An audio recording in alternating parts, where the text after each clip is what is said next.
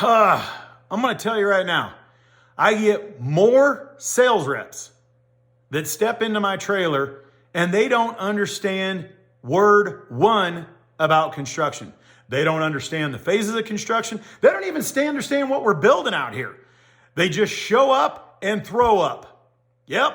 It's like somebody sat there and they just take the little sales reps and they wind them up, stick a little cassette in them and send them out. And the sales reps are too stupid to understand phases of construction, what we're building, and what value they bring to our job site. So I'm going to give you a lesson on the phases of construction. And each phase has a different need. Don't show up when I'm wrapping up and ask me if I need an excavator or loader. The only reason why I need an excavator or loader at the end is to scoop up all the sales reps and put them in the back of a bucket and drive them off my job site. So, what are the phases of construction? Now, depending on how you look, there's different places that'll say different things. But once construction starts, because there's the land acquisition, there's the building, there's the pre-construction, there's the bid process, there's all that. None of that really has to do much with construction equipment. Very little of that has to do with what's going to put money in your pocket or what you need to know. So when I'm discussing the phases of construction, I'm discussing the phases that will need equipment. So the first phase is land clearing, land development, and getting in and doing underground utilities and on-site. So what does that mean? That's where somebody goes out and they clear out all the trees, they level out the ground, they take trenchers, they take excavators, they move the earth all over the place and they set it up. They dig the foundations, they get everything done. They put in from the street on-site utilities. They bring in the sewage from the street, they bring in the water from the street, they bring in the electric, be it power lines across the telephone poles or underground. They bring all the utilities onto the site. Some people call these civil contractors, some of them call them utility contractors, some of them call them site development. There's different little nooks and crannies that go into it, but the truth is there's somebody who gets the table set. They do the prep work. Then number two comes. Number two is all of the foundations. This is normally laying down. We don't just build on dirt. We build on, dirt's the start, but we put concrete on top of it. You normally need to build a foundation. These are your concrete people. This is your parking structures. This is your slabs. All your Amazons, the first thing they put down, once they put in all the pipes, you can see the pipes sticking up, they lay down the concrete. You look at an apartment complex. What do? They level all the ground. They run all the pipes. You see all the pipes sticking up out of the ground. And then they pour the concrete slabs and they build up from that. Okay? That's number two, which is all the concrete side of it. Next up, they start doing all of the framings and rough in. So when you go and you can look at a Amazon, you can look at an apartment complex, you can look at almost any building. This is your steel. This is your wood frame. This is your metal frame. This is where they start tying it all in and they start putting up where the walls and the ceiling or everything will go. Once this rough in gets going, then they start doing what is known as the MPE. MPE stands for mechanical, that's air ducts, okay? Plumbing, that's all your toilets, that's your water, that's all that. And electric, that's your light, that's your plugs, that's all that stuff. They also start putting in fire sprinklers. If it's a bigger building, they'll run fire sprinklers through in the building.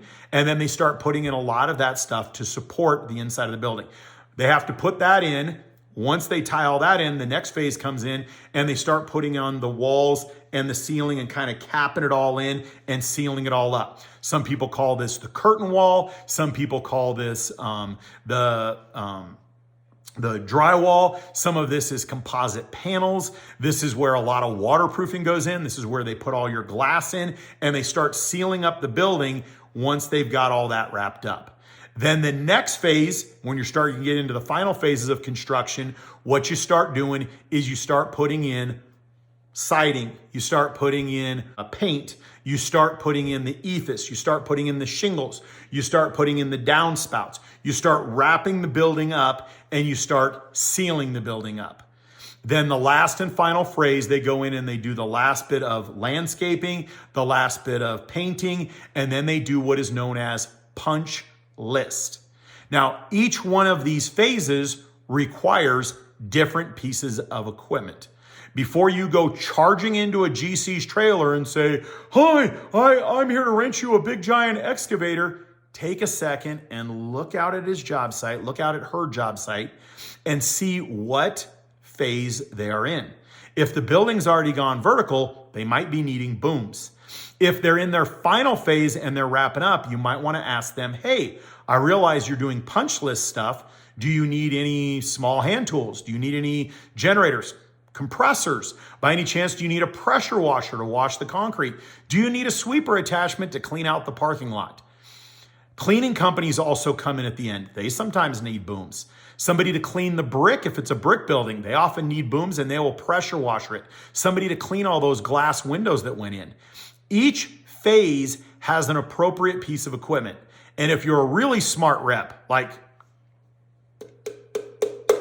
really brilliant, you will know what phase is yet to come, and you will ask the general contractor and ask the subcontractors, what phase is coming and what equipment could I supply to help you? And here's the last dirty trick, and this is an amazing one. If the job site is in the final two phases, either where they're putting the roof on, they're wrapping it up, they're doing the final waterproofing, they're doing the final painting, they're doing the landscaping, they're doing the cleaning, they're doing punch list, ask the general contractor, ask the subcontractors, where are you going next? Then you're being proactive, you're ahead of the field, and you're producing results that are yet to come. So a lot of sales reps, as I ride with them, they say, "Man, I feel like I'm late to this job site." You are. I'm not going to argue with you. You're late. But you're early for the next one.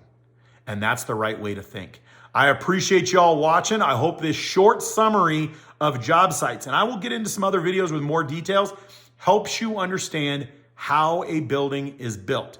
But do you a favor, do me a favor. Go onto YouTube, watch a couple of videos from people that do nothing more than explain the phases of construction and learn something about the people that are technically paying all your bills. You might want to learn about those guys and gals. Have an amazing day. I appreciate you all. Comment below. What's your favorite phase? Where do you come in at? And I'll tell you, I work with people who do everything from supply and build fuel tanks that help with the very beginning phases to people at the very, very end that are doing the final cleanup and punch list stuff. Every one of them has salespeople and has equipment. Have an amazing day. Go out and have a good day selling. Bye-bye.